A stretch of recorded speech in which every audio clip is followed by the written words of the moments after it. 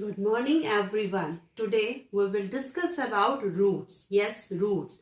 Roots are the most important part of a plant. They are the most important part of a plant and roots remain below the soil.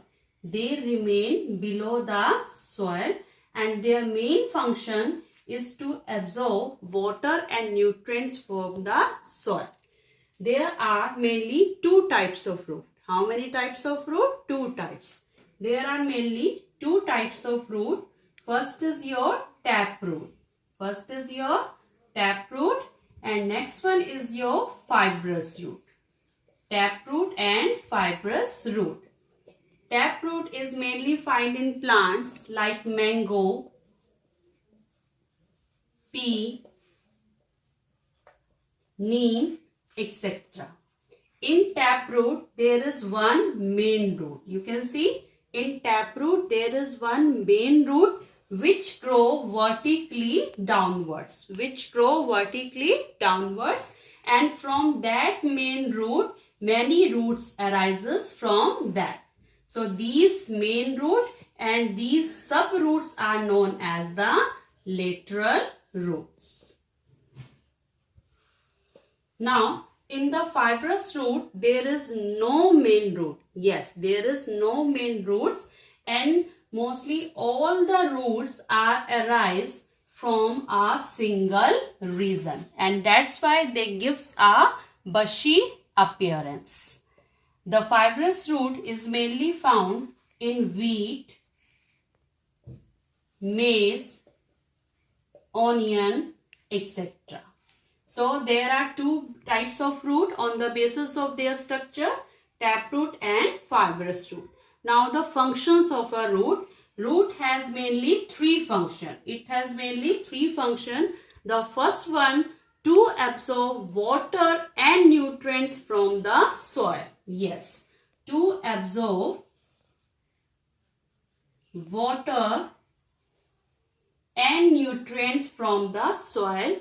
This water and nutrients is needed by the green plants, needed by the green leaves for the process of photosynthesis. The next main function of a root, to anchor the soil, and this prevents the soil erosion. Soil erosion means moving of the upper layer of the soil, blowing of upper layer of the soil from one place to another by the wind or by the blowing air or by moving water. And next main function of the roots, to anchor the plant. What is that? To anchor the plant in the soil. So that's why it anchors the plant in the soil and it prevents the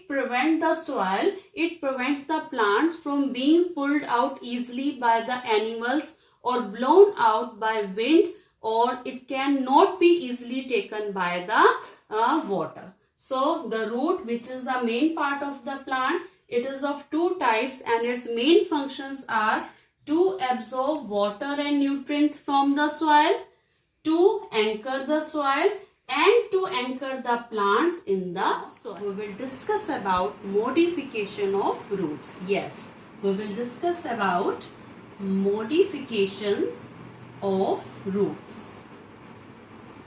The main function of a root, to absorb water and nutrients from the soil. It also helps to anchor the plant in the soil as well as to anchor the soil together. In some plants, roots are modified to do some special functions. So, we will discuss these functions. First of all, in some plants, it is modified to store food. Yes, roots are modified to store food, like your radish, like your turnip. These are the modified taproot. These are the modified and swollen taproot. Food is stored in the root. Some fibrous roots are also modified, like your sweet potato.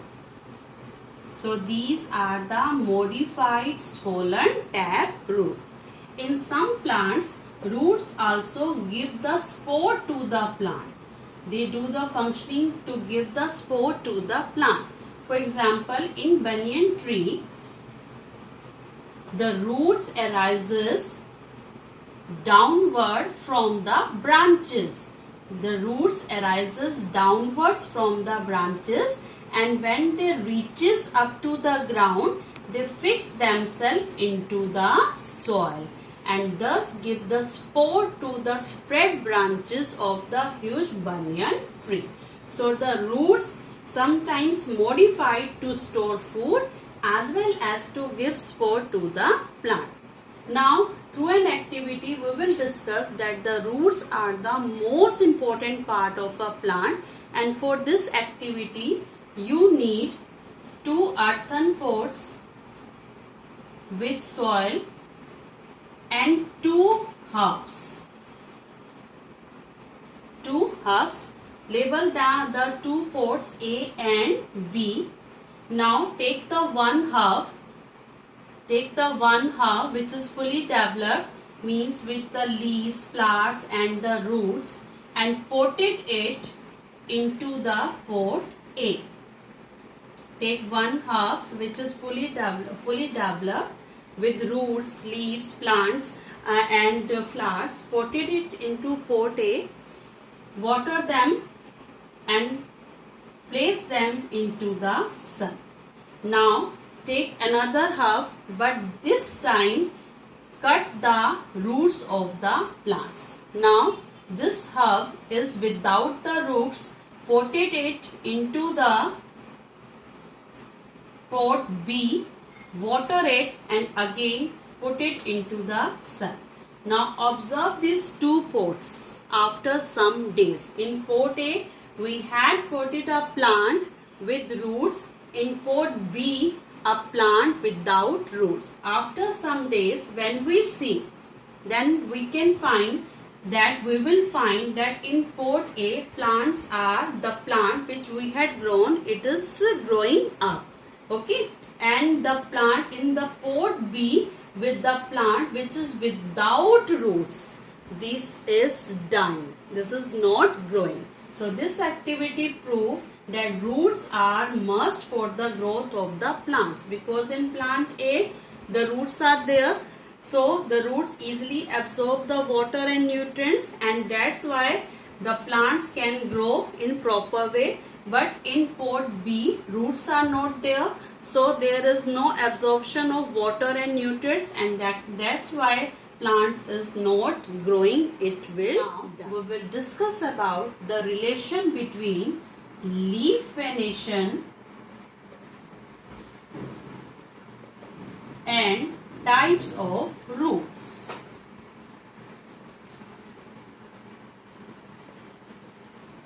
You can see, if the plant has a leaf with reticulate venation, then the roots of the plant will be taproot.